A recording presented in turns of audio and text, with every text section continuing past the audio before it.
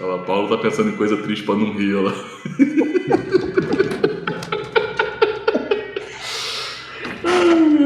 Brincar de sério no começo é muito bom. Ai, meu Deus do céu.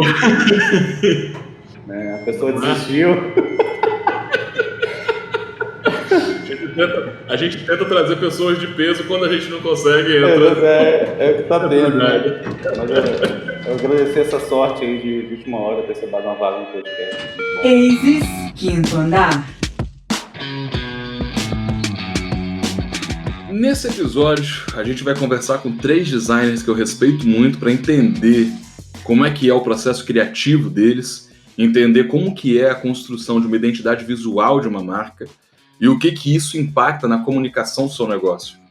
Esses caras, além de ter muita experiência dentro da área deles, muito do que você vai ouvir aqui hoje vai mudar a forma como você consome conteúdo, vai fazer você reparar um pouco melhor em como que você é impactado enquanto pessoa e vai entender que o processo de comunicação é bem amplo, bem mais amplo do que a gente imagina. Para você que está desenvolvendo um negócio ou para você que tem um negócio, é interessante você entender que boa parte da sua comunicação está atrelado não necessariamente o que você diz, mas como você é percebido a partir da identidade visual da sua empresa. E como que você pode planejar e tirar proveito disso. O episódio ficou muito legal, a gente acabou falando de uma série de conceitos de criatividade e de séries da cultura pop. Aproveita aí e depois me diz o que você achou. O episódio de hoje é um oferecimento do programa de aceleração da Aces Inovação. Se você tem uma startup e quer fazer parte da nossa comunidade, estando em contato com outros CEOs, com empresas que investem em inovação e especialistas de diversas áreas, a Aces é o lugar certo para você. A gente coloca a mão na massa junto com você, oferecendo orientação individual, descobrindo a melhor versão da sua ideia e, claro, contando com o apoio de toda uma rede de inovação da qual você pode fazer parte. Quer saber mais? Entra no site aces.com.br e venha conversar com a gente. Bom dia, boa tarde, boa noite para você que está ouvindo esse podcast. Tudo bom com você? Meu nome é Denis Ferrari, sou CEO da Aces Inovação e host desse humilde podcast que você ouve a cada 15 dias e vai ouvir semanalmente assim que a gente trouxer mantenedores. Pessoal, hoje a gente está aqui com 3 presenças ilustres, na verdade 2 e uma pessoa que está substituindo a presença ilustre, que é o Jaider, tá? E eu vou pedir que vocês se apresentem. E aí, Jaider, tudo bom? Tudo bom, cara. Foi legal ter essa oportunidade de última hora participar do podcast aqui. Se apresenta para quem, porventura, não lembra de você, que faz tempo que você não grava aqui com a gente. Não sei se você é ouvinte do nosso podcast já, participei dos episódios iniciais, mas depois veio alguns eventos, veio paternidade, aí, que a gente deve falar um pouco daqui a pouco. E eu acabei me ausentando um pouco das gravações. Eu sou designer, né, sou publicitário por formação, e atuo com design aí já há 20 anos. Esse ano faz 20 anos que eu atuo com design. Estou me especializando há um pouco mais de 7 anos em identidades visuais. Minha atuação ela está bem direcionada ultimamente, né? Apesar de eu fazer outras coisas, eu estou bem direcionado a identidades visuais. Beleza. E uma presença de peso, o Alex. E aí, meu cara? Beleza, Denis? Beleza, Jair? Beleza. Então, para quem não me conhece, a presença de peso, o Boeing do design. Então, galera, meu nome é Alex Fleming e eu já tenho uns bons anos aí na profissão. Comecei como ilustrador, na verdade, né? Eu sou ilustrador desde criança e resolvi levar isso como profissão. Trabalhei 7 anos como ilustrador até conhecer a área do design. Então, foram 7 de ilustração e a partir do momento que iniciei já trabalhei em várias agências de publicidade. Como formação, na verdade, sou radialista, né? Eu escolhi o rádio, que é assim que entrei no design gráfico. Em paralelo, eu também trabalhava na rádio, nos fins de semana, horários da madrugada e tudo. E também trabalhei com publicidade. Então, só design gráfico pra cá já são 22 anos de estrada aí. Só para reforçar que o Alex fazia design antes do Corel, né? Ele recortava o moldezinho assim Exatamente. na esponjinha para poder fazer as letrinhas, carimbar e fazer o cartaz. Era o trampo que tinha na estamparia, por exemplo, né? A arte final de estamparia era papel vegetal e caneta nanquim. E fazer as letras bonitinhas era no molde. Então, desde os primórdios, né? É o verdadeiro dinossauro do design. E você, Paulão? Vamos lá, meu nome é Paulo Nogarol, eu sou designer há 3 anos e minha experiência vem da parte de processos, projetos, gestão de projetos. Eu sou formado em administração, passei por contábeis, passei por sistema de informação, então foi já tive estudo de fotografia, uma série de coisas que talvez a gente vá conversar durante o podcast hoje, que tudo isso reflete de alguma forma hoje, onde eu estou. Mas tem 3 anos e o meu foco hoje é em design de marcas. Eu sou designer de marcas. Show de bola, show de bola. Bom, vocês podem ver que a gente tem aqui uma panelinha do blog Design com Café. Essa galera faz churrasco e não convida as pessoas, né? Então, um alô a todo mundo que lê o blog. A culpa é do Jair. Que eu nunca fui convidado para escrever nesse blog. Eu não sei nem porque eu tô dando essa moral aqui pro Jair. O Ordinário nunca me deu uma caneca do Design com Café, mas beleza. Ele não supera que esse churrasco que a gente fez, ele não foi convidado, galera. Claro. Para você ver que eu não sou tão vingativo quanto as pessoas dizem, né? Estamos aí de coração aberto. Eu conheço o Jaider o quê, Jaider? Vai fazer uns 17 anos aí, data contra, né? 7 anos que a gente se conhece. A gente trabalhou junto em vários projetos. Trabalhamos juntos na ASIS até hoje. O Jaider era professor de um curso de informática na Data Control, que era uma escolinha de informática básica que a gente dava aula. Eu entrei lá, eu acho que eu tinha 16, o Jair tinha 35, né, Jair? Um ano a mais só. Mas, assim, gosto muito do trabalho do Jair. O Alex fez um trabalho na ASIS para o desenvolvimento de um mascote, o Ips, que é, na verdade, o mascote responsável por todas as automações que a gente usa hoje na empresa. Então, tudo que é automático, a gente usa como o Ips que fez, e o personagem foi desenhado pelo Alex, por indicação do Jaider, e o Alex fez um puta de um trabalho bacana. Esse background de radialista, para mim, não faz sentido nenhum, a gente conversa um pouco mais durante o programa. E o Paulo pega a vaga nepotista do negócio, porque a gente está falando aí de uma relação, não vou falar que é uma relação boa de parentesco, porque cunhado ninguém gosta. Não escolhe, né, cara? A gente não escolhe. Mas o Paulo tem uma cabeça muito de processo, engenharia de produção, né, de qualidade, e foi para a área do design fazendo um trabalho muito bacana, mas vocês vêm cada um de um lugar, né? Assim, talvez o Jaider seja a pessoa que tem uma formação mais próxima ao que ele faz hoje. E o meu objetivo hoje é entender, primeiro, né, por que o trabalho de vocês gera valor para os clientes de vocês, e eu quero tirar um pouco vocês da zona de desconforto para discutir isso daqui, o quanto que investir em design, em todos os aspectos da minha marca, da minha empresa, aumenta a percepção de qualidade e o valor do meu negócio.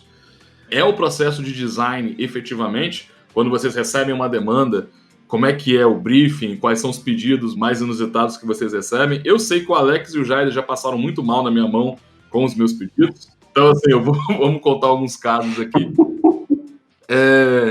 E também quero entender os desafios das áreas de vocês, como que cada um lida, porque apesar de vocês se conhecerem e trabalharem na mesma área, vocês hoje trabalham separado, né? Vocês são autônomos, vocês têm projetos, até o ponto que eu sei, vocês não trabalham em projetos juntos dos mesmos clientes, né? Cada um hoje capta projeto e desenvolve sozinho, certo? Exatamente. Isso aí. A gente é concorrente, né? Assim, olhando para o mercado, a gente concorre, né? A gente se ajuda muito, assim, a gente consulta muito um ao outro, assim, tem uma relação de amizade mesmo.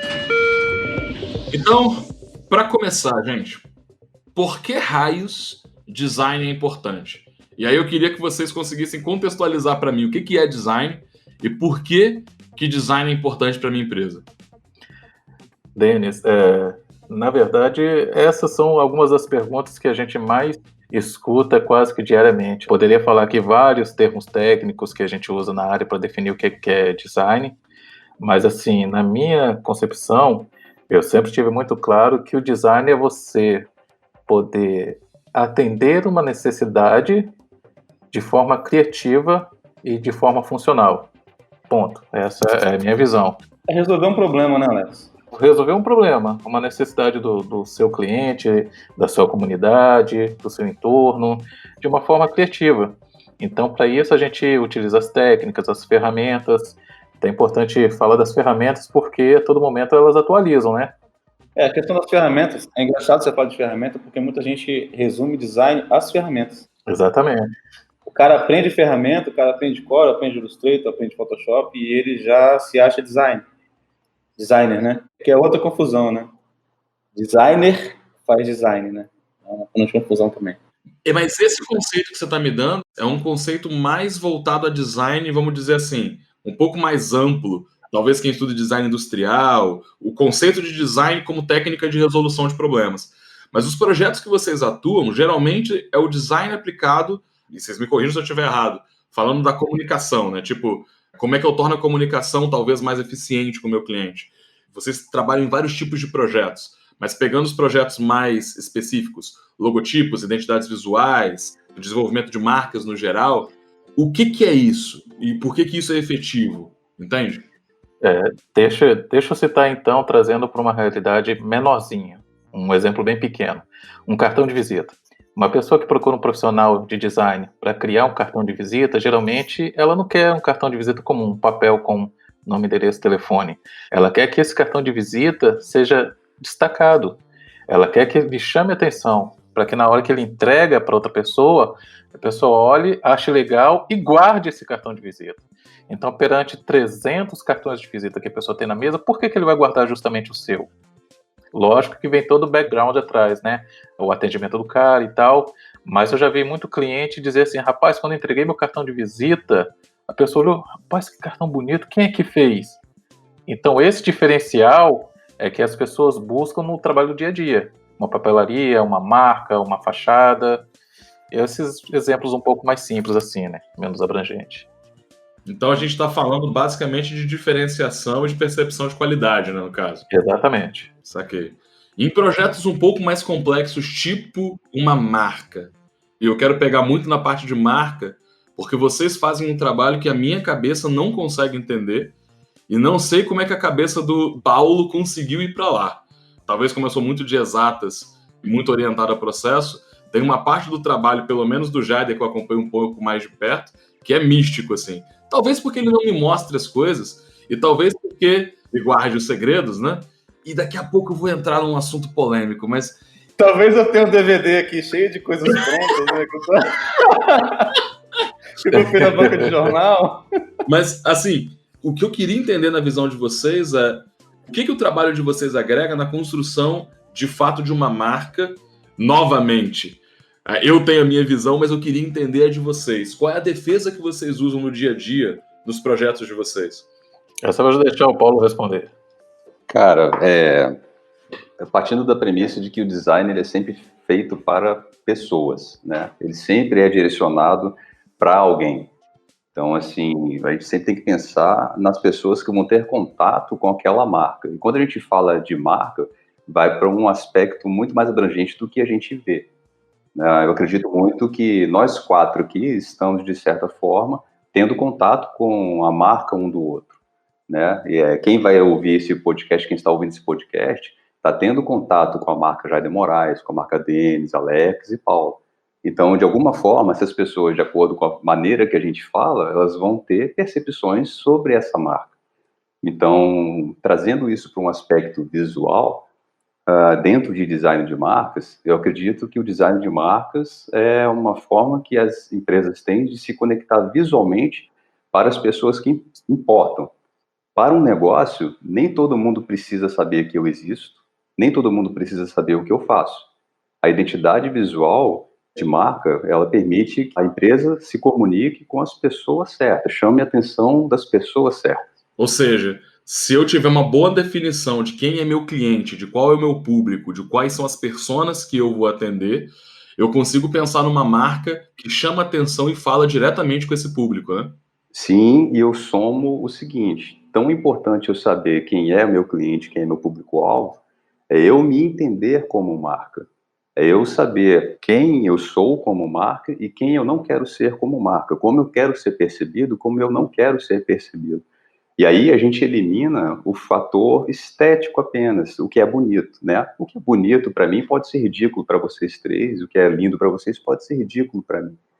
Então, dentro desse trabalho de autoconhecimento, um trabalho de identidade visual de marca, ele é criado de dentro para fora. Primeiro, a gente analisa a estratégia do negócio, onde ele está, para onde ele vai, se tem possíveis futuros negócios lá na frente, no radar ou desejados, com quem ele fala hoje, como que ele quer ser percebido para essas pessoas, que no fim disso tudo, dessa análise estratégica toda do negócio, seja construída algo visual, um logotipo, um sistema de cores, uma tipografia, elementos de apoio gráficos, que vão fazer com que as pessoas se conectem comigo.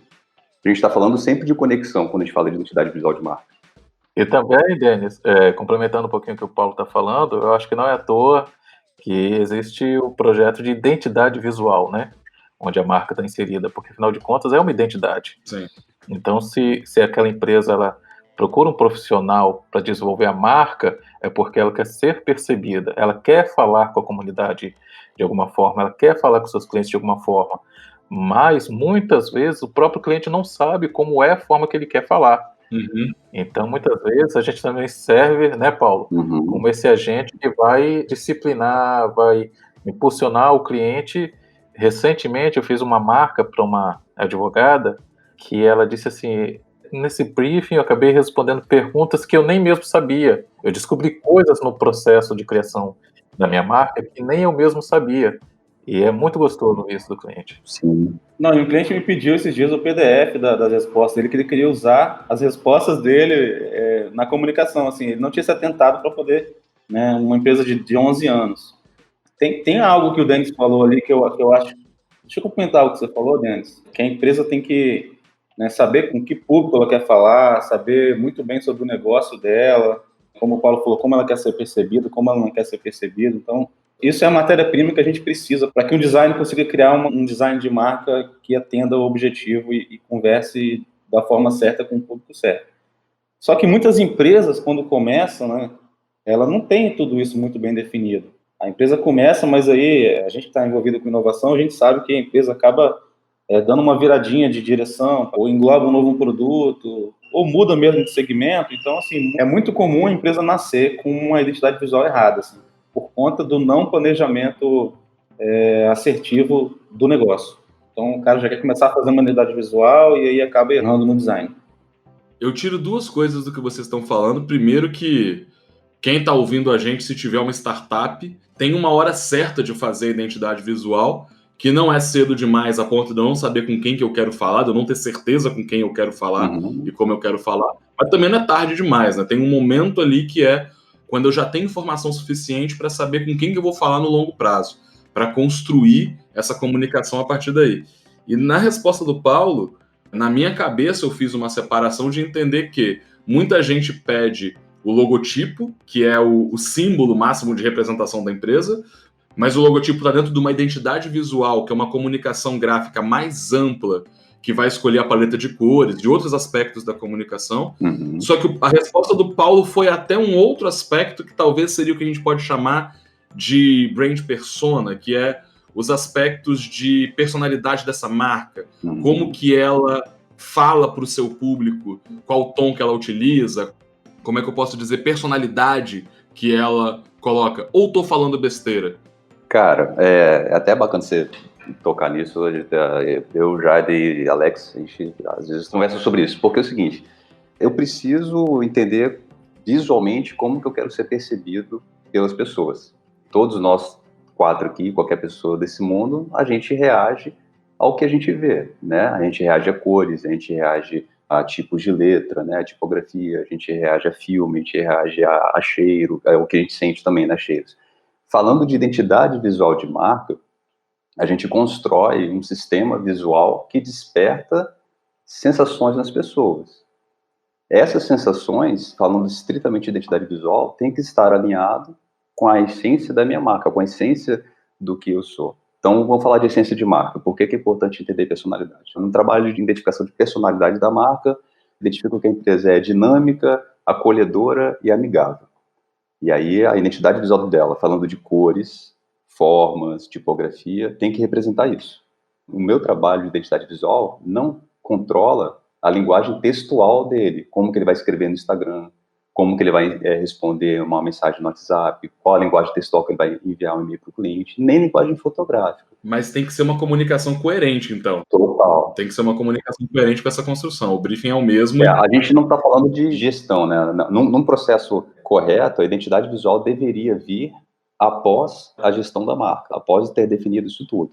Porém, a maioria dos clientes que chegam até hoje aqui no escritório não tem um trabalho de branding feito, e eu sabendo que há necessidade de algumas pontinhas do branding nisso, como a personalidade da marca, eu acho justo e válido observar esses pontos e definir para criar algo. A partir dali, ele consegue embarcar num processo de gestão de marca. Lembrando que a gente não controla qual é o primeiro ponto de contato do cliente com a nossa marca, né, cara? Então, vamos supor, a gente faz um trabalho impecável para o cliente lá, de identidade visual, define paleta de cores, tipografia, tudo certo.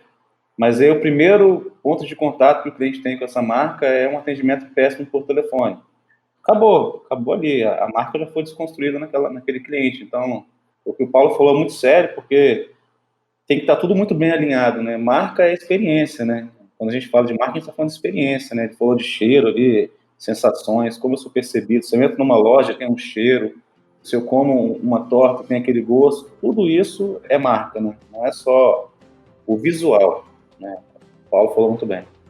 Obrigado, Jair. O visual é a parte de um todo. Exatamente. Que tem que ser pensado e planejado, né? Costumo dizer que é só a ponta do iceberg, né? O logotipo é a pontinha, né, cara? A pontinha do iceberg. As pessoas chegam até a gente por causa do logotipo, porque é o que está no nosso portfólio, muitas vezes. Porque é o que chama atenção, porque na maioria das pessoas aqui é conhecido. Muita gente chega aqui no escritório pedindo orçamento por logotipo, mas aí após a conversa ela entende, cara, ninguém compra nada por causa de logotipo. Na verdade é o que é o mais tangível para ele, né? Tipo, pro leigo é o que ele percebe, é o que ele vai atrás, e aí vocês acabam apresentando um outro mundo para esse cara, né? A extensão, na verdade, de um projeto de construção de marca, né? Inclusive, Denis, essa fase já me causou até não fazer um trabalho, porque ele chega até mim, porque quanto que custa um logotipo, uma logomarca, uma marca? E aí você começa a extrair desse cliente as informações e você descobre que, na verdade, ele não precisa de uma marca, ele entende isso. Então, assim, o que seria um pedido de orçamento acaba sendo uma aula sobre o que é marca e no final ele fala, pô, Alex, obrigado, eu achei que era marca que eu precisava, mas estou vendo que é outra coisa, preciso também da marca, mas deixa eu acertar a casa aqui, deixa eu arrumar a casa e depois a gente volta a conversar. Bacana. E tem a questão, assim, cara, falando de identidade visual ainda, como ficou uma coisa um pouco banalizada, assim, por exemplo, eu não vou falar mal, não, são alternativas que a pessoa tem. Eu abri uma empresa agora, quero fazer um cartão de visita. Se eu for numa gráfica rápida, o cara faz o logo para mim lá na hora. Ele abre o computador lá, vai fazer o logotipo na hora lá, vai fazer o cartão, e em uma hora eu saio de lá com o cartão pronto. E eu não tinha nem o logotipo quando eu cheguei lá. Então, assim, não é logotipo por logotipo, né? As pessoas, a gente meio que alfabetiza as pessoas ainda tentando mostrar o valor do que é um processo de identidade visual, de criação, né? A pessoa chega às vezes e fala, eu queria um logotipo. Você consegue me mandar uns esboços até semana que vem?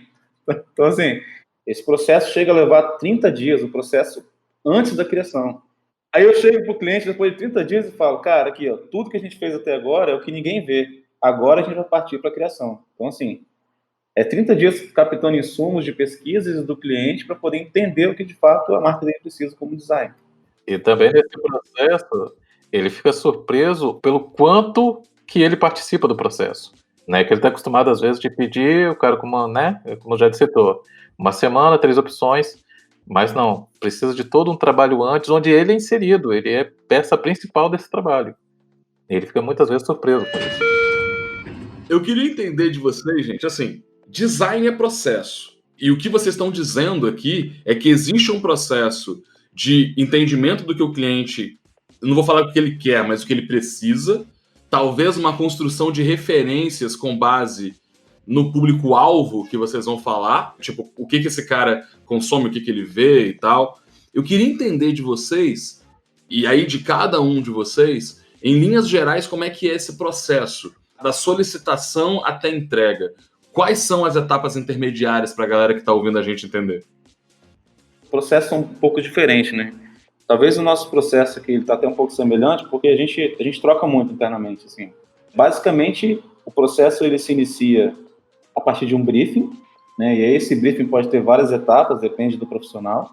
Pode usar aí várias ferramentas para poder preencher esse briefing, não só um formulário, porque esse briefing ele vai ser capaz de me dizer quem é a empresa primeiro, quem é o negócio, né? Se for um negócio que já está atuante, ele vai conseguir me dizer quem é o público dele, quais são os produtos dele, e ele vai conseguir me dizer qual é o valor que ele entrega para o cliente dele, com as palavras dele ele vai conseguir me dizer. Geralmente o cliente fala assim, cara, eu preenchi lá, mas eu não sei escrever essas coisas não.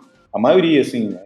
Mas o cara escreve com a linguagem dele, e isso que é importante pra gente. É a etapa de briefing, como eu falei, pode ter várias ferramentas, mas a gente chama de briefing, para só então, de fato, a gente conseguir entrar nas pesquisas, né? Que aí é onde a gente vai entender o mercado daquele cliente. Tipo assim, chega um projeto aqui de granito. Eu nunca fiz um trabalho de granito, então eu vou ter que me imergir naquele segmento para entender como que funciona o mercado de granito, para poder conseguir entender a linguagem que eu preciso falar com aquele público, enfim. A partir do briefing entra as pesquisas, depois, de fato, entra a criação. Aí, pesquisa de referência, como você falou. E aí, Alex, para você é mais ou menos a mesma coisa? Exatamente, Denis. Eu acredito que cada um tem um processo para criação, mas a gente precisa muito que o briefing seja feito. A gente pode até adaptar conforme o cliente, porque a gente tem esse bate-papo antes do envio do briefing, mas assim, é peça fundamental para a gente captar todas as informações. E a partir dali, a gente parte para pesquisa, que também é outra parte fundamental. A gente precisa estar inserido no negócio do cliente, a gente precisa entender para quem que ele quer falar, quais são os concorrentes dele, porque afinal de contas ele quer se diferenciar dos concorrentes, então a gente precisa pesquisar muito sobre isso. E também, principalmente, para não fazer um layout igual a tudo que você vê por aí, para que ele não olhe o resultado do seu trabalho e diga, rapaz, mas essa marca parece com a marca de fulano, olha aqui, e pegar e ver a tela do computador na sua frente. Isso mata qualquer designer. Então essa fase de briefing, de pesquisa, de estudo é fundamental. E por outro lado, não é uma regra, e eu vou te dizer por quê. Recentemente, eu até dividi com o Paulo e com o Jaider, eu tenho um cliente que eu já tenho na empresa dele há 15 anos, por exemplo. E ele abriu agora um escritório de advocacia, advogados associados, ele e mais 2. O cara simplesmente chegou para mim, Alex, confio no seu trabalho, faz uma marca para mim. Rapaz, já mandei o brief pro cara. Me respondeu no WhatsApp, meu amigo, rapaz, não precisa disso não, você me conhece. Faz o seguinte, a única coisa que eu quero, toma aqui, me mandou um brasão da família dele, cara, faz uma marca do brasão da família. Eu falei, rapaz, mas é que ele, rapaz, não esquenta. Passa seu orçamento, eu quero o brasão da minha família na minha marca. E a única pergunta que eu fiz para ele foi questão de cor. Eu, bicho, usa as cores do brasão. Rapaz, eu peguei aquele brasão, falei, cara, eu não posso ganhar esse dinheiro fácil assim, não. Aí, lógico, eu fui dar uma estudada, né, em marcas com brasão, o que é e tal. Aí ele, como é um cara muito moderno, ele adora tecnologia, fez o que ele queria, o brasão, com as cores que ele queria, porém de uma forma mais moderna, assim. Falei, já que ele não quer me dar trabalho, bicho, mandei a marca pelo WhatsApp mesmo, me respondeu na hora. Alex, excelente trabalho, pode tocar o barco. É que o cliente valoriza, né, cara? Quando ele participa do processo, ele valoriza, porque, cara, para pensar, ele está comprando algo que ele não sabe o que vai ser. Ele tem nosso portfólio como referência, mas ele não sabe, de fato, como vai ser a dele. Então, ele participar desse processo é bem valioso, né? Ele entende, assim, como é que a gente está caminhando, para onde a gente está indo, é bem legal. Exatamente, são projetos ativos.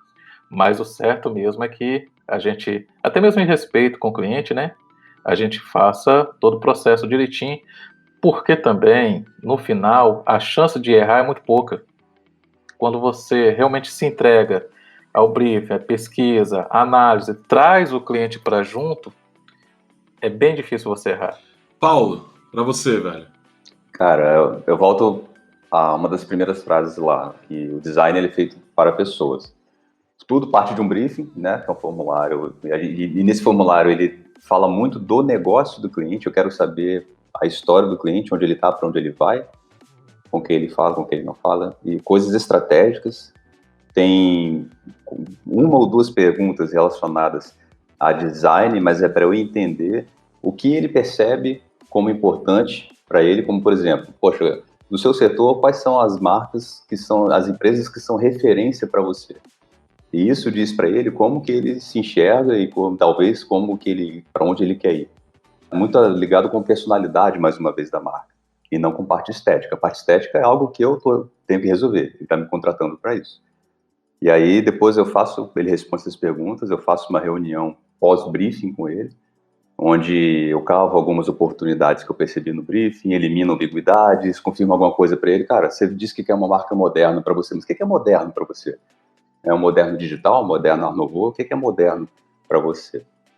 E aí depois a gente evolui um pouco para antes da etapa visual, antes da etapa de pesquisa, para entender através de dinâmicas, através de atividades mesmo, às vezes não, lúdicas, porque o cliente ele não tem a obrigação, ele não precisa entender nada técnico da parte criativa. Eu quero entender como que ele vê esse mundo, falando de marca, né? O que é importante para ele, como que ele quer se reconhecer. A gente reage de forma visual ao que a gente vê. Eu leio um documento, tem uma sensação totalmente diferente se eu ver, por exemplo, um painel de imagens que reflete a minha empresa naquele painel. E é uma ferramenta utilizada. E depois a gente cai para dentro daquelas pesquisas que o Alex e o Jair citaram, né? Pesquisa de concorrente.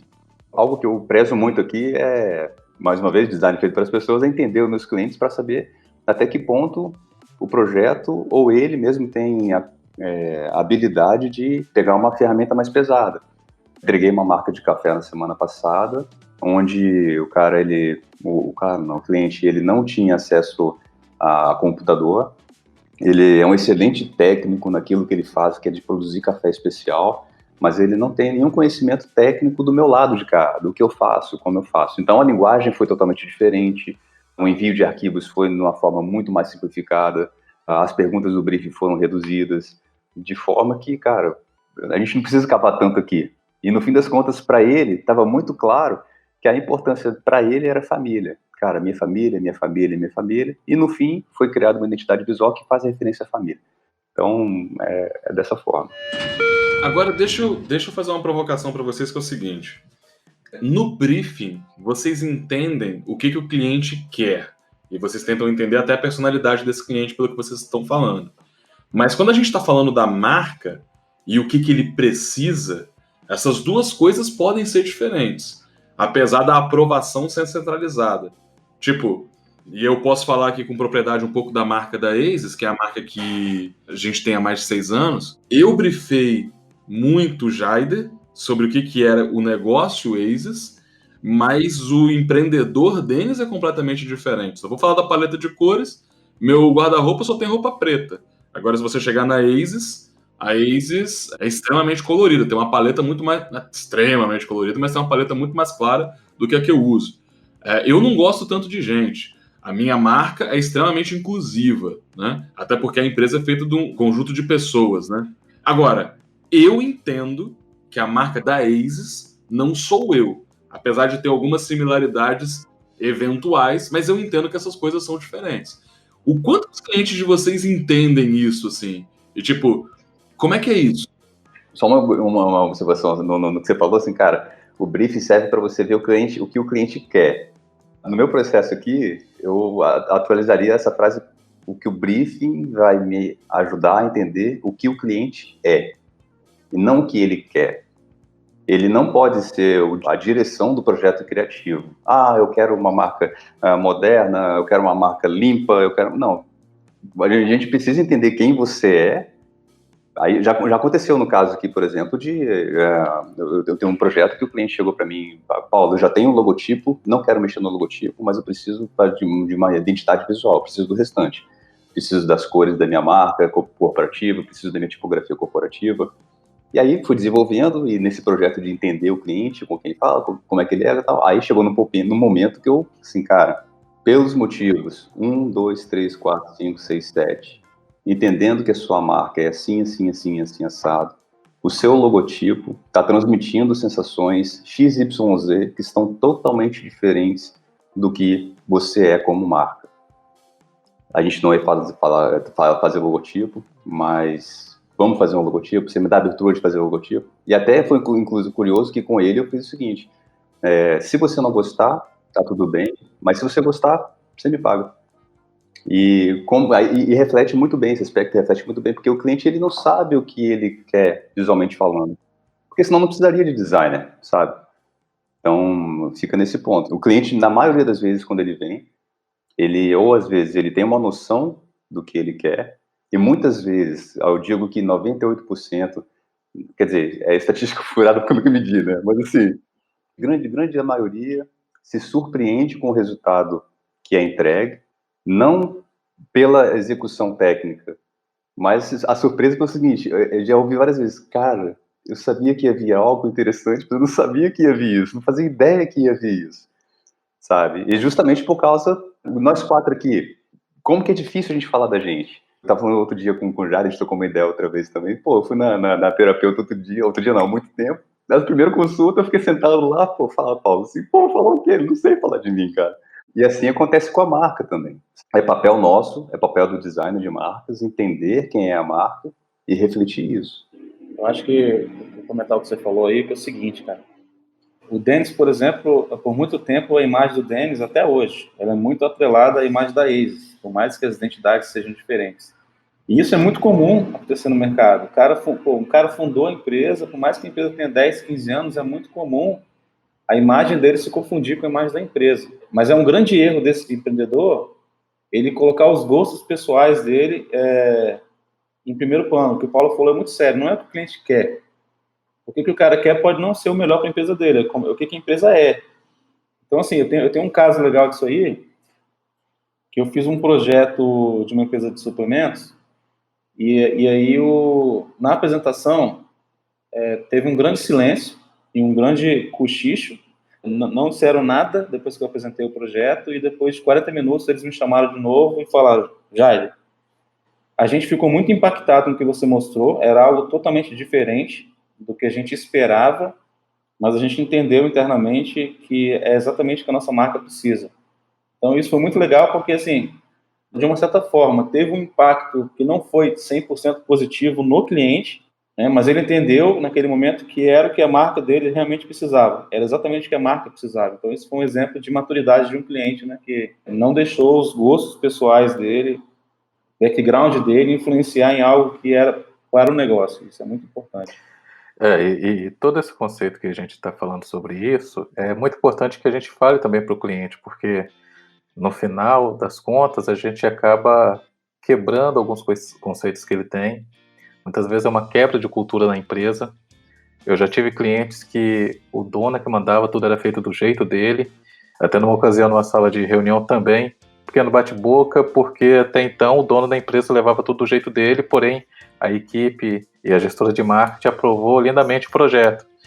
E a gente fez um trabalho de quebra de cultura com o dono, de imergir ele no projeto também. A princípio ele não queria, mas nesse caso foi fundamental ele participar do projeto, porque ele percebeu que houve uma evolução desde quando ele abriu uma empresa que tinha ele, a esposa e mais 2 funcionários, e nesse momento em que eu estava lá, a empresa já tinha mais de 800 funcionários. É uma empresa bacana aqui do estado. Então você acaba quebrando paradigmas e cultura também na empresa. Quando você mostra diante de toda a base que você leva na apresentação, que o cara muitas vezes já era para estar na frente, o cara de repente não acompanhou a evolução do mercado. E ali ele percebe que, caramba, realmente não é o que eu quero, é o que eu sou. O que minha empresa é hoje? Ela não é mais aquela empresa pequenininha familiar de 20 anos atrás. Fundamental. Pô, muito bacana isso que vocês estão trazendo. E aí eu queria aprofundar, de posse do briefing, como é que vocês fazem a pesquisa de vocês? E eu queria entender de onde vêm as referências, onde que vocês buscam as referências. Porque, putz, o cara que vê só o trabalho final, e eu fico sacaneando o Jaider, mas eu sei o trabalho que o Jaider tem para chegar numa versão final. Ele só apresenta uma, né?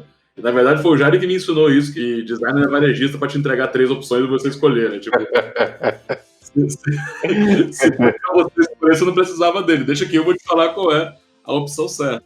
Mas, como eu já acompanho um pouco mais de perto, eu sei isso, mas eu queria entender de vocês como é que vocês constroem a referência antes do processo de criação? Que tipo de pesquisa que vocês fazem? Aonde que vocês fazem imersão? Não é algo linear aqui, sabe?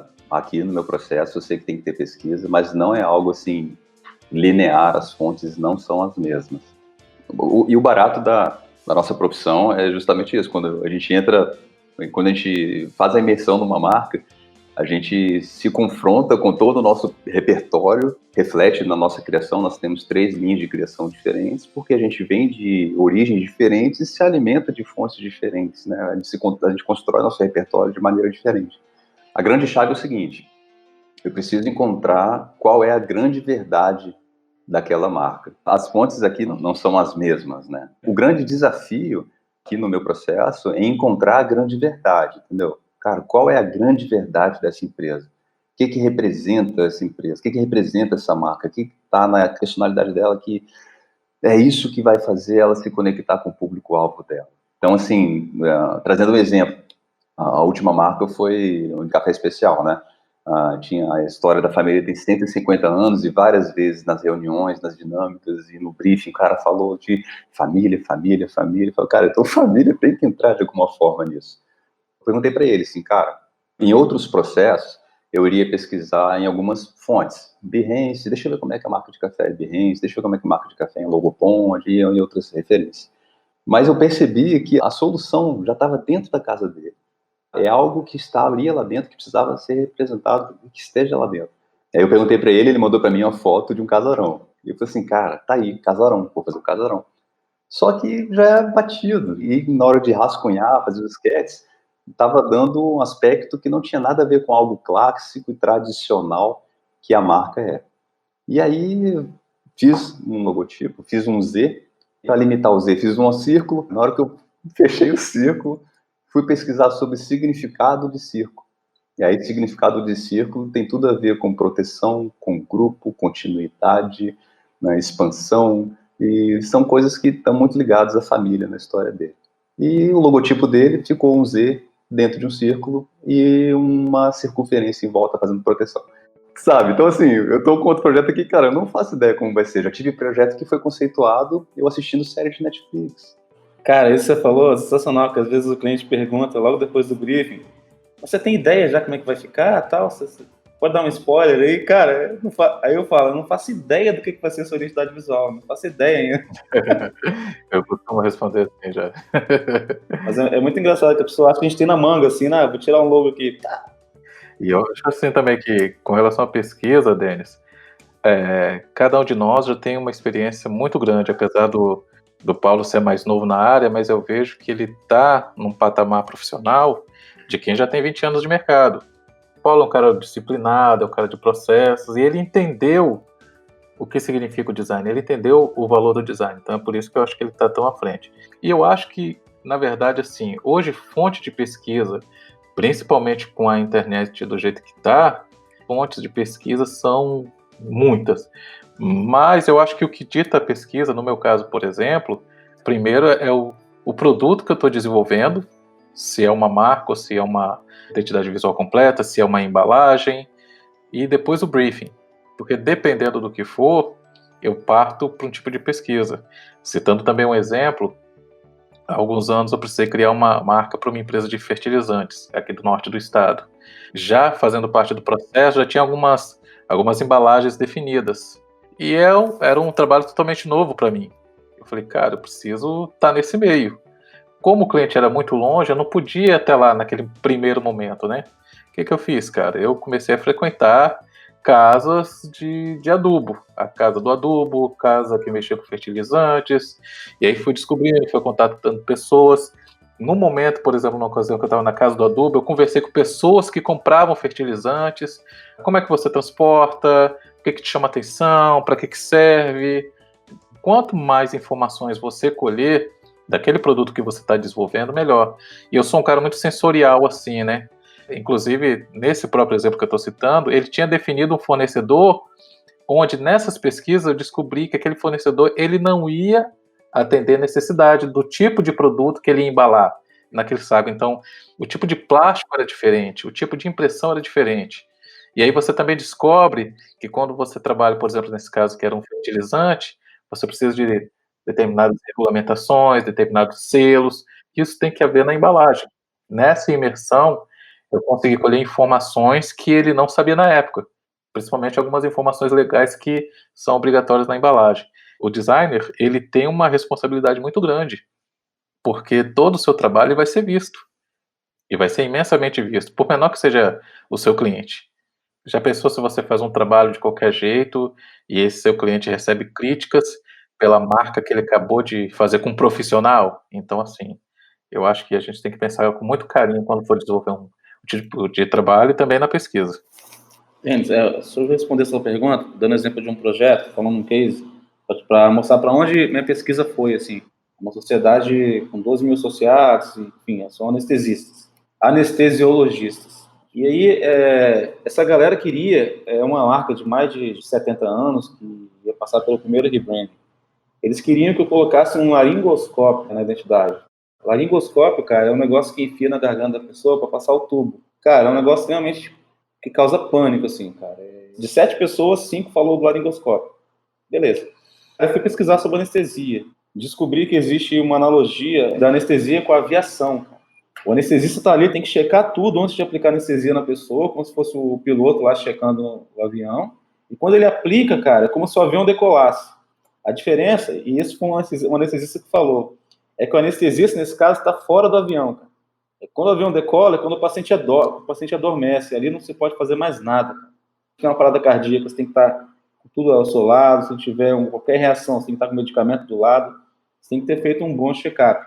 E a minha pesquisa foi para submarino também, cara. Quando você entuba a pessoa aspira e inspira o gás carbônico de volta. Então, existe uma reação química ali que neutraliza o gás carbônico, que é a mesma tecnologia usada nos submarinos. Mas aí, cara, analisando o briefing, o cliente falou várias vezes o cuidado que eles têm com o paciente, né? Porque a pessoa que vai tomar uma anestesia, que vai fazer uma cirurgia, ela já está nervosa com a cirurgia. Então, ela está mais nervosa ainda com a anestesia. Então, eles falaram muito de cuidado, de amor, de carinho ali com a pessoa e tal. E acabou que, no final das contas, a SBA, que é a sigla, a SBA tinha um coração implícito entre o S e o B. Então, assim, eu acabei indo para o lado do carinho, do amor, da atenção. Então, assim, a pesquisa foi para várias direções, mas, como o Paulo falou, eu encontrei a grande verdade, assim, da marca, que era realmente o carinho ali, o cuidado, a atenção com o paciente. Eu estou entendendo que os lugares de onde vocês vêm e por onde vocês passam formam muita referência, o background de vocês. Então, quer dizer, o mesmo projeto, vocês três provavelmente chegariam a conclusões completamente diferentes. E a linha de vocês acaba aparecendo muito no portfólio, talvez. Se a pessoa gostar do portfólio de vocês, entende mais ou menos a linha de criação, apesar de cada obra ser uma obra original, né? Vocês também não têm noção de onde que vocês vão chegar, mas como vocês são as mesmas pessoas e têm uma bagagem, vocês provavelmente vão ter uma linha ali de criação que faz sentido se eu olhar o histórico de criação de vocês. Agora, eu queria entender o seguinte: criar não tem limite. Tipo, na prática, quando é que você sabe que você acertou? E eu queria entender de vocês como é que vocês se relacionam atividades criativas, que são, entre aspas, e vocês me corrigem se eu estiver falando besteira, lúdicas e abertas, com prazos e custos, né? Você faz uma proposta, você passa um orçamento, esse orçamento prevê um determinado esforço de trabalho, e você tem ali um range para trabalhar. Se você trabalhar horas a mais, você pode tomar entre aspas, prejuízo no projeto. E não necessariamente a grande verdade do projeto ou o caminho aparece dentro do prazo que vocês estipularam. Como é que vocês lidam com isso? Cara, é risco, né? Mas assim, com a prática, a gente consegue já meio que prever, assim, os possíveis problemas que pode ter no meio do processo. Mas a criatividade, ela não gasta, cara. Quanto mais você usar, mais você tem, né? Só que realmente tem dias que eu falo assim, caraca, eu não vou trabalhar com esse projeto hoje porque não vai sair nada. Eu vou partir para outro projeto aqui e vamos supor, uma quinta-feira, segunda-feira eu volto nesse projeto. É imprevisível. O que a gente tem que ter é a autogestão para ter um prazo que não seja apertado, porque eu falo muito com os clientes, eu prefiro te surpreender do que te frustrar. Então, assim, muitas das vezes quase sempre eu entrego antes do prazo, mas nunca passei de um prazo. E é por isso que você ri, assim, quando eu coloco um prazo de 30 dias, e às vezes o projeto acontece antes, mas tem projeto que acontece no 29º dia, como já aconteceu. Então, é muito de projeto para projeto e tem que ter um pouco de inspiração também, né? Eu acho que a experiência conta bastante na hora de criação desses prazos, por exemplo. Agora, uma coisa que foi muito importante para mim, foi transformadora, foi a partir do momento que eu entendi o valor do processo e não aquela coisa no achismo. De eu acho que 7 dias vou fazer, eu acho que 20 dias vou fazer. Quando eu parei para sentar e me analisar e desenvolver o meu próprio processo, entender que aquilo eu não posso mexer, eu consegui andar melhor na minha profissão. E com relação à própria criatividade, nossa mente ela é criativa o tempo todo, ela não para. Eu começo a pensar na marca do cliente geralmente antes da primeira reunião. O cara ele tem uma loja de roupas, eu vou para uma reunião de um cara que tem uma loja de roupas. Eu gosto, às vezes, até de me preparar, porque antes da reunião eu já sei qual é o tipo de roupa que ele vende, até para a reunião ser bem construtiva. E sair dessa primeira reunião, mesmo dando os prazos, né, o cronograma de entrega, a mente é o tempo todo pensando nele, mesmo que eu esteja fazendo outro job. Quando a gente entende a importância do processo também, é o que o Jader falou. Muitas vezes a gente surpreende positivamente entregando antes. E esse negócio da mente trabalhar 24 horas no projeto, a gente tem que querer estar pensando no projeto. Eu já cheguei a parar numa cafeteria uma vez, sabe qual é? Ia ter reunião com um cliente, tive um insight de outro projeto que estava com o brief na mão, também história de hands-on isso, mas eu peguei um guardanapo, fiz um rascunho lá e guardei na carteira. Falei, já tem um esboço aqui da identidade visual. No que você falou, passou várias coisas aqui, cara, na minha mente, enquanto você elaborava a pergunta. Dentro de processo, cara, eu estou em fase de desconstrução, porque eu venho de processos, eu venho de projeto, eu venho de gerenciamento de projeto, de projetos muito, muito grandes, com centenas de atividades. Até semana passada, o meu projeto de criação de identidade visual de marca tinha em torno de 25 atividades. Gerenciar isso para 9 projetos simultâneos que estavam ocorrendo não é impossível, mas fazer isso tudo sozinho, tendo que cuidar de muitas outras coisas aqui dentro do escritório, engessou. Então eu reconheci que, primeiro, eu tenho algo a resolver, um problema a resolver, que é a escalabilidade. Para eu dar conta desses 9 projetos, houve uma energia humana muito alta, né? Eu paguei um preço muito alto. Foram entregues no prazo? Foram. Mas isso me consumiu muito, me fez trabalhar muito mais como operário do que dono de um negócio, para pensar em fazer meu negócio crescer. E aí, cara, eu entendi, poxa, hoje estudei meu processo hoje tem 7 a 10 atividades. Então, qual é o grande desafio? Conseguir dar conta de mais projetos ao mesmo tempo, para aumentar a receita ou diminuir projeto com valores maiores, aumentar projeto com valores maiores, sempre nessa coisa. Mas sobre a criatividade, cara, a gente sempre tem que lembrar de repertório, né? Nós que trabalhamos com a área criativa, a gente tem que ser curioso, cara. A gente tem que ser curioso. A gente tem que beber de fontes para aprender sobre diversas coisas. Eu tenho que ter curiosidade de ler arquivo no Wikipedia. Eu tenho que ter curiosidade de ler um livro. Eu tenho que ter curiosidade de assistir um filme e entender por que que o roteirista desembolou aquele roteiro, por que que ele teve aquele desfecho, por que que o cara não conseguia atravessar uma ponte. Todo mundo atravessava, mas ele não conseguia. Porque a gente está falando de a representação visual de uma grande ideia, de um grande conceito. E eu, criativo, eu, designer de marca, eu faço isso, no final das contas. Eu identifico uma grande ideia para representar essa grande ideia de uma forma visual. É algo que, se não tiver processo, cara, dá errado, porque eu só fico confiando em criatividade, esperando cair do céu. Não, cara, tem que ter processo, tem que ter um lastro documental para eu entender a empresa, um lastro de atividades para eu entender o ambiente de marca, tenho que ter um lastro técnico para eu saber representar aquela grande ideia em algo visual, e tenho que ter, sabe? Então, assim, a criatividade aliada a processo. Você falou de repertório seriado aí, teve uma época que Denis veio com um monte de ideia de Cobra Kai, cara. Queria fazer o escudo do Cobra Kai, mas não sei o quê, o slogan do Cobra Kai, a parede do Cobra Kai. Você tá zoando, mas a organização do manifesto partiu da primeira temporada do Cobra Kai. Inclusive, eu tô assistindo a segunda temporada. Inserir o Cobra Kai aqui nessa discussão, cara, eu achei assim incrível como que os produtores, roteiristas, atores, toda a equipe envolvida na construção do Cobra Kai conseguiu linkar-se de uma forma primorosa com o primeiro filme. Sem spoiler, porque o Paulo não tá vendo, não. Não, beleza, não vou contar. Mas, Paulo, veja. Obrigado. Cara, e assim, Parece que o primeiro filme, o Karate Kid, foi passado ontem. Realmente. E parece que não foi uma obra de ficção, que foi um universo onde se passaram várias coisas e agora estão refilmando os caras 34 anos depois. Eu fiquei, assim, extremamente encantado com o Karate Kid. Eu não esperava. Quando eu vi o lançamento no YouTube, eu nem dei muita bola. Falei, não. E aí depois eu vi que seria no Netflix. Falei, deixa eu dar uma moral. Cara, não consegui desligar a televisão. Não consegui.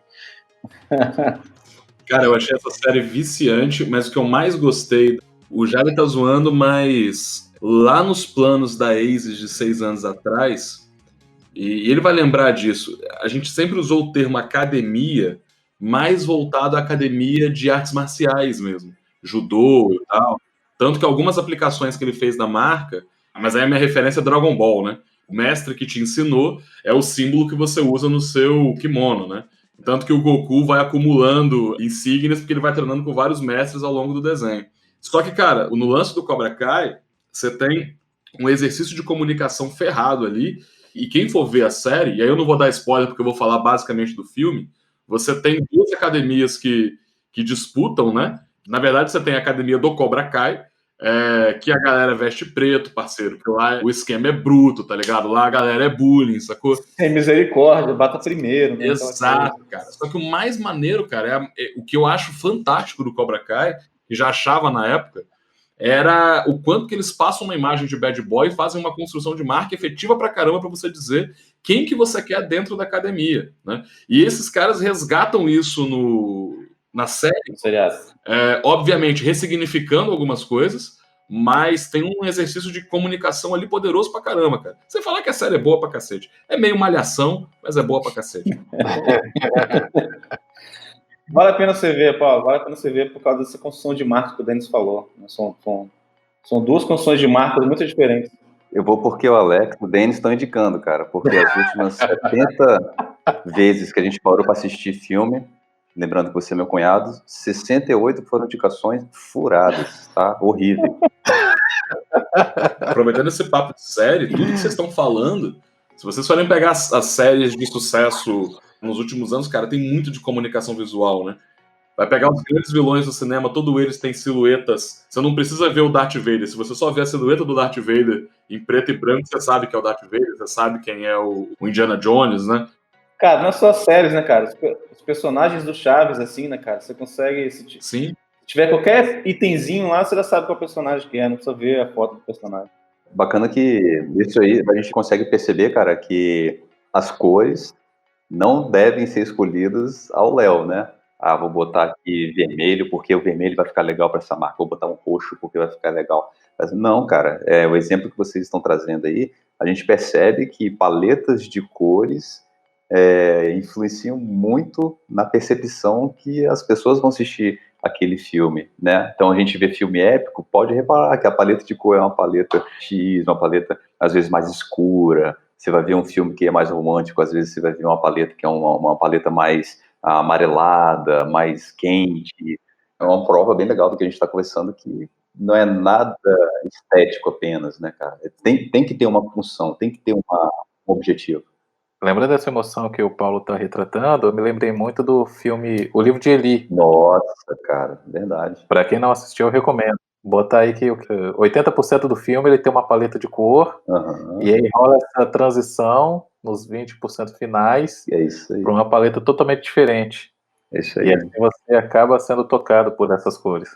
Na internet, quem está ouvindo aí, acho que é legal pesquisar a paleta de cores do Breaking Bad. Não sei se todo mundo viu a série. É isso que eu ia cara, falar. Assim, ali foi muito bem estruturada a personalidade e o momento de cada personagem, cara. Tipo assim, o Walter White, assim, ele passou por vários momentos de paleta de cores, a roupa, o cenário, de acordo com o momento que ele estava mesmo de transição, porque ele passa de um personagem careta e bonzinho para um cara, um traficante cruel lá. Então essa é a sinopse básica. A paleta de cores não só formava a identidade visual da série, mas ajudava a contar a história, porque a galera que fez o figurino usava as cores dos personagens para representar como é que eles estavam se sentindo. Aí, pô, tem um monte de vídeo no YouTube que fala disso, cara, é muito bacana.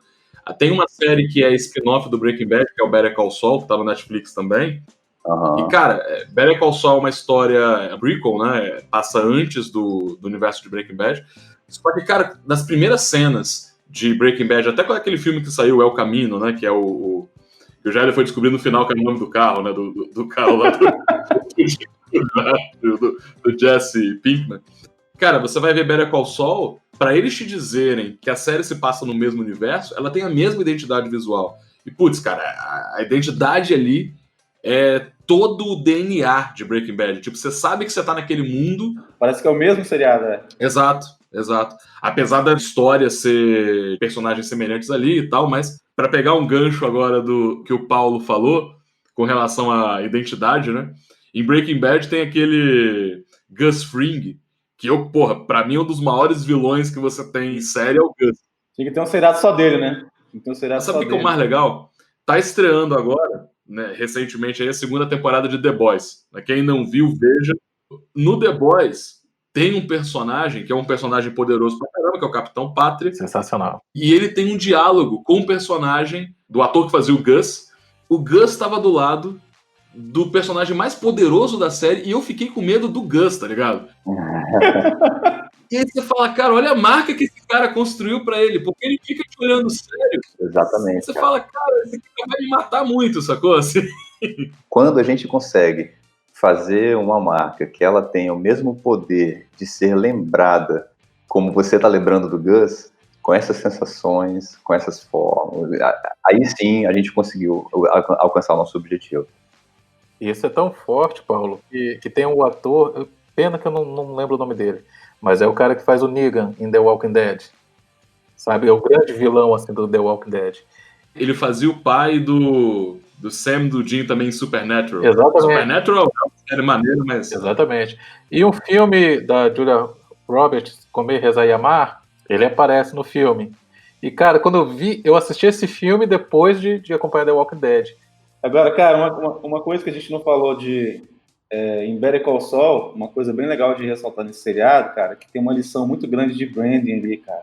Ele sai de Jimmy para Saul Goodman. Então, assim, tem uma transição de posicionamento de marca aí, cara, muito bem definida, assim, o que ele era antes, o que ele passou a ser. Acho que vale a pena também uma leitura sobre isso, é bem interessante essas análises. E eu falei de Supernatural, tá aí um bom momento para eu explicar uma coisa. Supernatural, para quem não conhece, é uma série que tá com 15 temporadas, para você ver que as coisas nem sempre têm fim. Friends, que não falava sobre nada, durou 10 anos. Supernatural, que mata demônios, durou 15. Tipo, vai ter demônio pra cacete no mundo, precisando ser morto. Quando a temporada começou, os caras tinham história para 4 temporadas. Basicamente, tem um demônio lá que matou a mãe deles, sequestrou o pai, um irmão chega pro outro aí, vão matar o demônio. Os caras vão matar o demônio e beleza. Aí eles matam o demônio que matou a mãe deles e falam, rapaz, a gente podia matar Lúcifer também. Aí dá 4 temporadas de série, só que aquelas séries mais antigas de 24 episódios, né? Tipo, pra encher 24 episódios, você tem que matar o Saci, o Pererê, o não sei o que, tipo, tinha um monstro da semana. Só que os caras tinham que criar uma identidade para você saber que você estava vendo um episódio de Supernatural, né? E muito do que a gente tá levando aqui, os primeiros 5 minutos do episódio de Supernatural sempre vai ter a menininha ali em perigo, o monstro que vai atacar ela, o monstro vai atacar e vai voar sangue na tela para você saber, beleza, começou um episódio de Supernatural. Essas marcas, essas repetições, assim, vão criando uma identidade depois que, bicho, fica para anos, né? Você tem um filme, né, cara, do Tarantino e tal, sempre tem uma cena de sangue, tem sempre aquele vermelho saturadão, assim, é uma grande marca do Tarantino também. Isso dá pra gente fazer um gancho muito forte, cara, com identidade visual de marca, porque reforça, dá mais força ainda para elementos gráficos que não são o logotipo. O que a marca tem, visualmente falando, que vai fazer ela ser lembrada ao ponto de quando bater o olho, caramba, isso aqui é da marca X, sabe? E aí a gente tem casos assim que um erro que é comum as empresas utilizarem sempre em toda a comunicação dela logotipo. Faz post no Instagram, tá meu logotipo, tá lá meu logotipo. Cara, além de ser cansativo, isso diminui a força que outros elementos da marca poderiam utilizar para se tornar ainda mais lembrada pelas pessoas. Formas gráficas, brincadeira, entre aspas, né, com as cores, trabalhar a gama de cores da marca, trabalhar a tipografia. É um desafio nosso também colocar isso na marca. O que a gente pode fazer como profissionais que criam marca para sair do logotipo, cor e fonte? Logotipo, cor e fonte. Logotipo, cor e fonte. Entendeu? Para chegar e ter essa percepção, assim, caramba, eu estou vendo algo que não é só logotipo e eu estou me conectando com essa marca, olhando pela visão do cliente. E aí, dentro disso que você falou, Paulo, eu faço uma pergunta a vocês. O que é mais forte? A marca do Nubank ou o roxo deles? Com certeza o roxo, cara, né? É isso aí. É incrível, né? Como é que pode, né, cara? Uma cor igual o verde Kawasaki.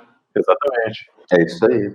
Se a gente cria um logotipo e a gente não instrui, né, às vezes o cliente... O que acontece? Na grande maioria das vezes a gente entrega um trabalho de identidade visual e o cliente, ele tem a sensação de ter recebido uma bazuca e, cara, eu não sei nem segurar isso aqui, como é que eu uso isso aqui no meio dia a dia? E aí começa a colocar logotipo em tudo, cara. Todo post dele tem um logotipo, e às vezes o logotipo do tamanho do post. E isso enfraquece a percepção de marca dele, porque faz justamente o contrário do que a gente fala para os nossos clientes. Gente, o nosso logotipo é a pontinha do iceberg, não é ele que vai converter.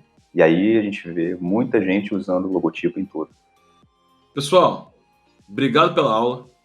Aprendi pra cacete com vocês hoje sobre processo, sobre design, sobre criatividade. A gente conseguiu gravar um programa, acho que muito rico.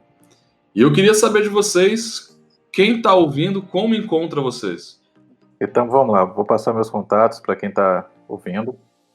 Podem me achar no Instagram como @soualexfleming.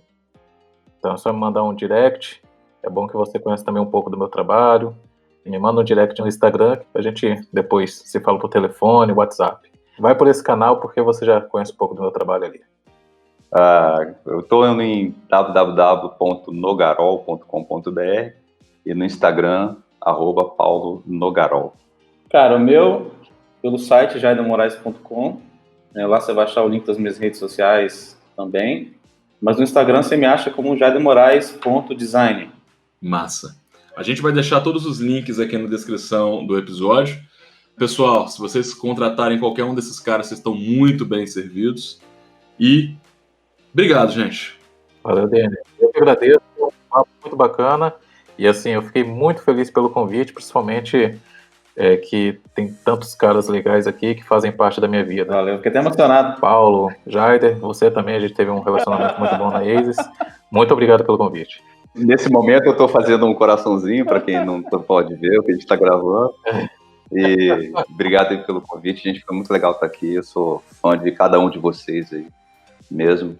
E cada um de vocês são inspirações para mim. Inspirações criativas, inspirações de empreendedorismo, inspirações de atitude, de vida. E é isso aí. Muito legal. Eu não vou agradecer o convite porque foi eu que convidei.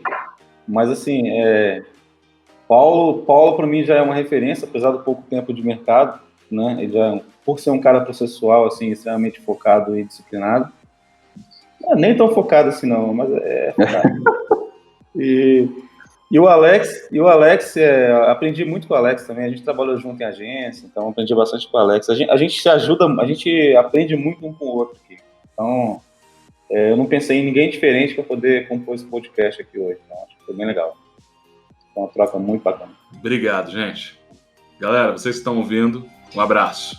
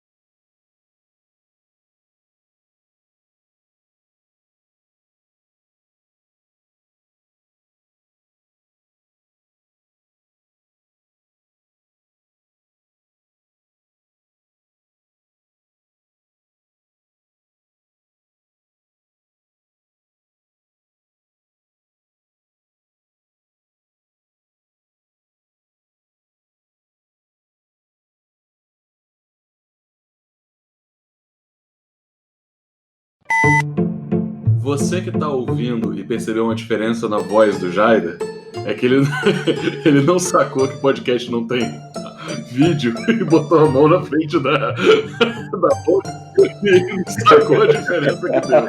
Mas de boa. Nesse Instagram tem as fotos do CrossFit também, é só de design mesmo. Renato, para deixar o podcast um pouco engraçado aí, pega um momento do Paulo. Coloca em 2x, só pra deixar um pouquinho engraçado na parte. Você não manda no Renato não, parceiro. Você chegou. Vamos tocar. Deixa o Paulo falar o que ele quiser falar, parceiro. Eu tenho, deixa eu contar aqui, cara. Peraí. Ai, velho. É chato entregar a idade. Entregar a idade é foda. Ai, deixa eu fechar essa resenha aqui agora, pessoal. Agora sim, tchau.